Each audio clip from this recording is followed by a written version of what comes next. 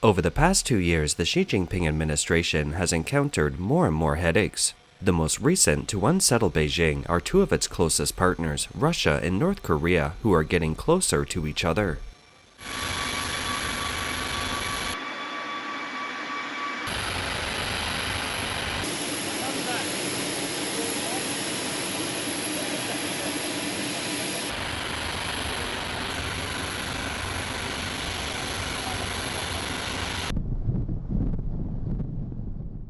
Russian President Vladimir Putin visited North Korea from June 18th to 19th, and then Vietnam from the 19th to the 20th. It was a rare overseas visit for Putin since Russia's invasion of Ukraine in 2022. North Korean leader Kim Jong-un hasn't hosted any world leaders since the COVID-19 outbreak. Whether Russia and North Korea can form a true military alliance is a matter of intense interest to the world and the Chinese Communist Party, or CCP. Watch as Kim Jong-un prepares a grand welcome ceremony for Putin. Afterward, the two good friends of the CCP had a one-on-one meeting.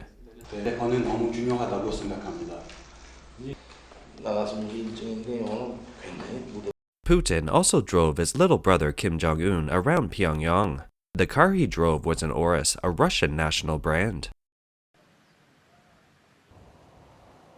푸틴 대통령 동지가 김정은 동지께 선물한 승용차를 두 수뇌분들께서 서로 번갈아 모시며 영빈관의 아름다운 구역의 군эт길을 달리시었습니다.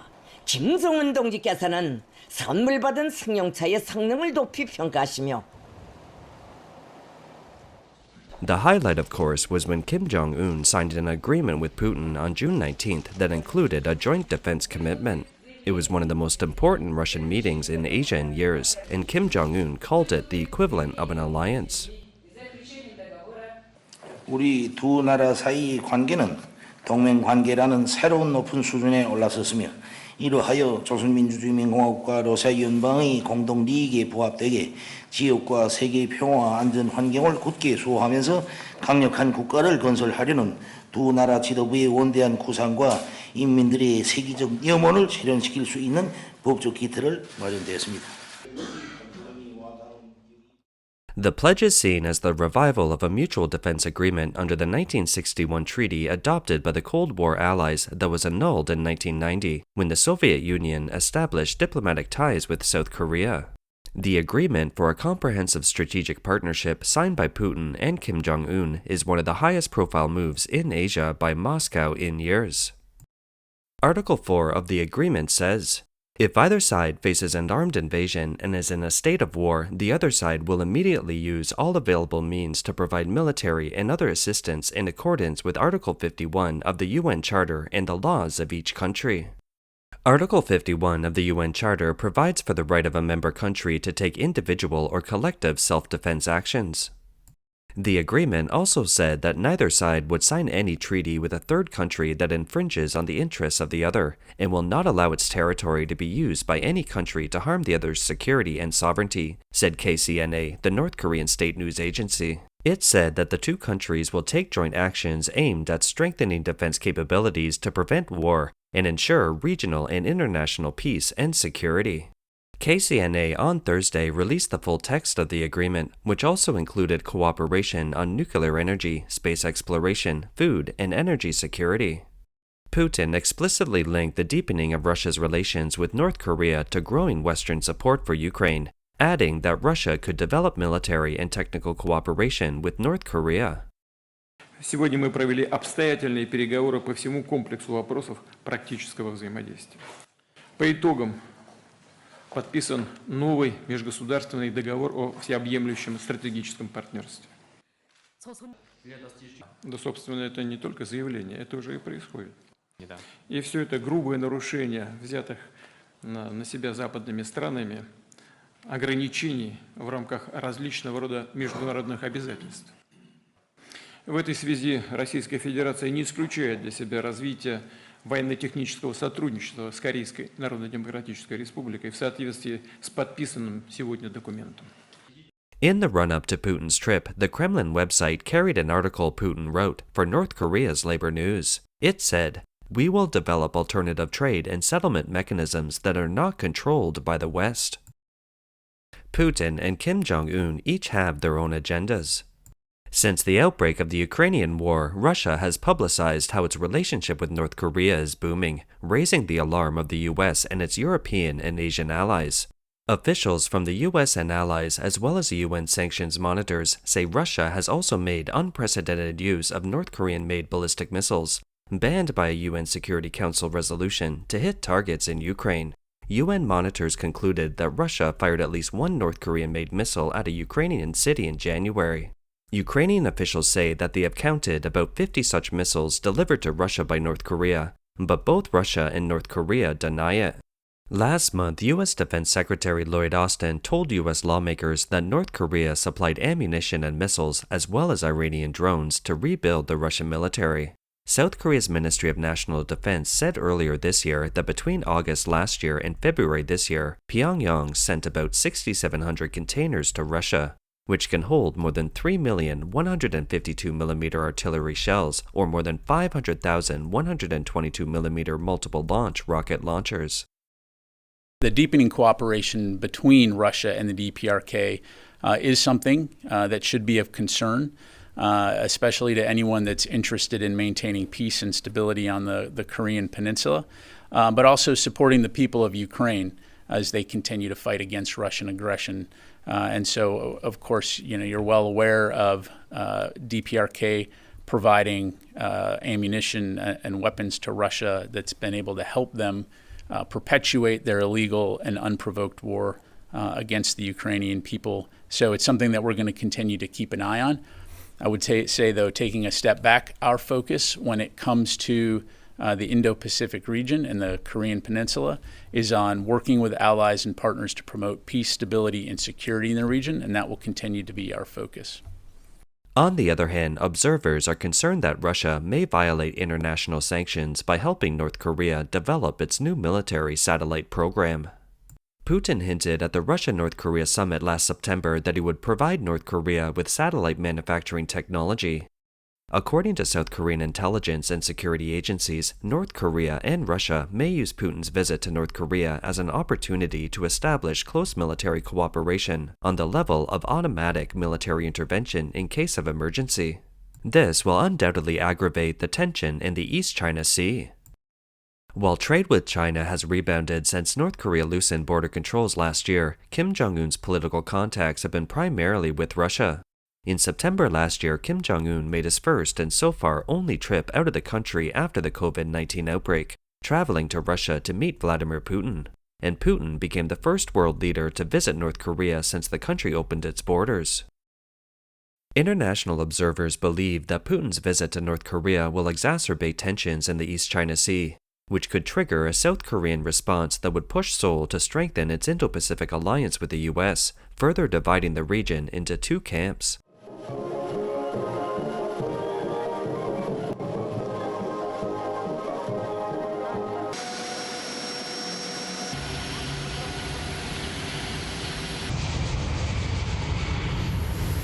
After leaving North Korea, Putin made a 2-day visit to Hanoi, where he met with Vietnam's new president and other leaders.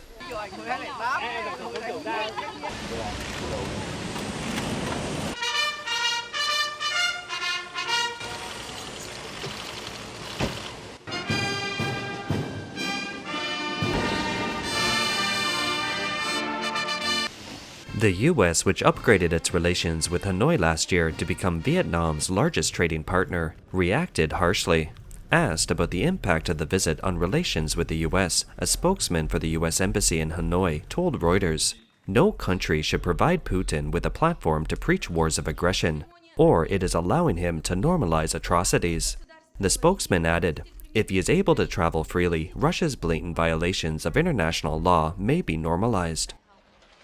During Putin's visit, Kim Jong-un gave him a unique North Korean-style state leader treatment. Look, crowds waving North Korean and Russian flags cheered as singers and dancers took to the stage. In one segment, a portrait of Putin was created by performers holding up boards.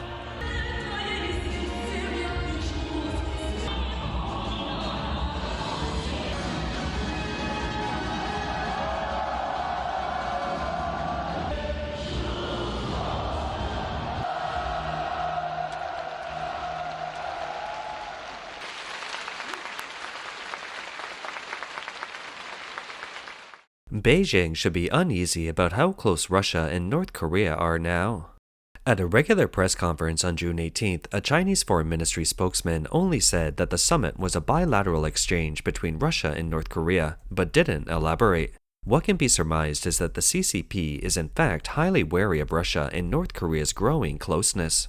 Days before Russia invaded Ukraine in February 2022, China announced an unlimited cooperation relationship with Russia.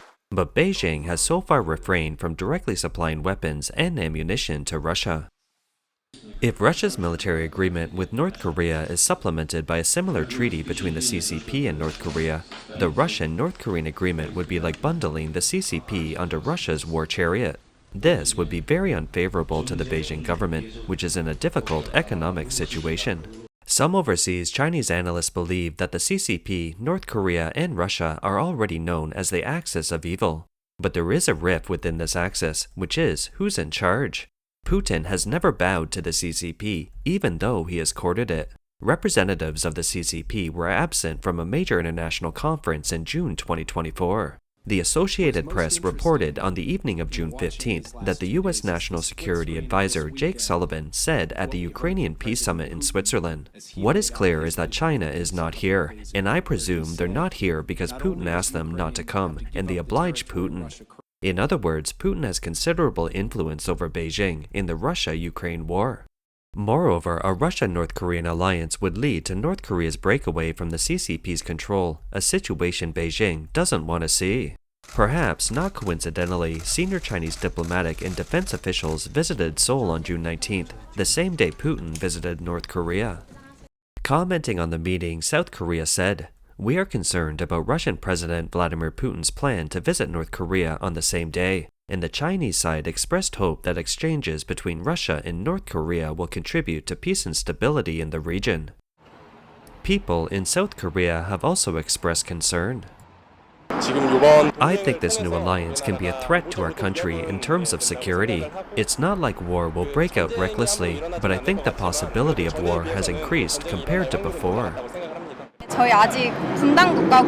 We're still a divided country, and war can happen at any time. Under the circumstances, if North Korea and Russia have closer ties, it would have a negative impact on our country, as Russia can give military cooperation to the North when there's a war. I'm worried. What if war breaks out, as Putin and North Korea are having such a close relationship? When North Korea recently sent off rubbish balloons, and North Korean soldiers crossed into the border often. Indeed, there has been increasing signs this year that a rift between China and North Korea has long existed. After Chinese Premier Li Qiang discussed the issue of North Korea's nuclear weapons with South Korea and Japanese leaders at the summit in May, a joint statement from the three countries said, "The three sides reaffirmed their positions on regional peace and stability and the denuclearization of the Korean peninsula." This is a departure from previous such statements in 2019 and before, when there was no mention of a commitment to denuclearization. In a rare retort, North Korea publicly denounced the joint statement on May 27th on the issue of denuclearization of the Korean peninsula, slamming it as a violation of North Korea's sovereignty, calling it a serious political provocation, a blatant challenge to its sovereignty, and a wanton interference in its internal affairs. Also, while Chinese Premier Li Qiang was preparing to meet with top leaders of Japan and South Korea in Seoul, almost at the same time, North Korea launched a military spy satellite, only it exploded. Its purpose was to disrupt this major diplomatic initiative of the CCP as the trilateral dialogue between China, Japan, and South Korea had just ended a few hours earlier.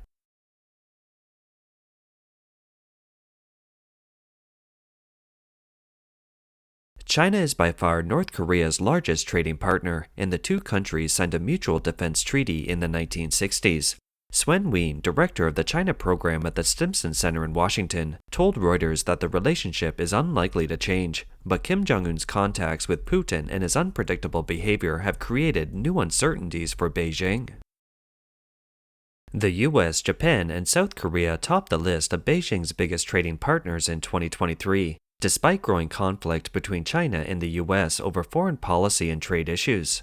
According to the Wall Street Journal, Putin and Kim Jong-un are two of the most important, but also the most volatile international partners of the Communist Party leader. In fact, even before Putin visited China in mid-May, Beijing was worried that Putin would rush to North Korea directly after his visit. If Putin did so, he could worsen the West's fears of a trilateral axis of authoritarianism. It would isolate Beijing further from the rest of the world. Although Beijing was temporarily relieved that Putin didn't visit North Korea directly after he visited China, that doesn't mean Putin isn't planning to do so. Sources familiar with the matter told the Wall Street Journal that Russia and North Korea haven't disclosed to China what the two leaders discussed at a rare summit last fall, prompting Chinese diplomats to ask their Western counterparts what kind of deal was struck between the two men. The sources said the Chinese government is concerned that Russia may be helping North Korea build its nuclear capabilities. We have observed that the CCP is concerned that if North Korea becomes a full-fledged nuclear-armed state, it could even detonate a nuclear weapon on Chinese soil. If Beijing wants to maintain a significant foothold in North Korea, it must do whatever it takes to contain the non-Chinese influence around Pyongyang. To do this, the CCP has adopted a two-pronged approach. First, it sent the head of the Standing Committee of the National People's Congress to North Korea in April 2024 to assure Kim Jong-un of Beijing's support. Second, the CCP has provided Russia with weapons and technology to reduce Russia's reliance on North Korea for weapons. Beijing has already been criticized by the West for secretly supporting Russia's war in Ukraine and for not participating in the UN sanctions against North Korea. The US and Europe are important markets for China, and any further deterioration with the US or Europe will only hurt Chinese companies. Since the beginning of 2024, China's economy has continued to decline. In the face of extreme economic difficulties, Xi Jinping wants to prevent decoupling from the economies of the world's major developed countries in order to avoid a trend that would further worsen China's economy. But it looks like a very difficult balance beam to walk. Xi faces not only the US and its allies on the opposite side of the fence, but also his two best friends, who also pose great and unpredictable dangers to the Red regime.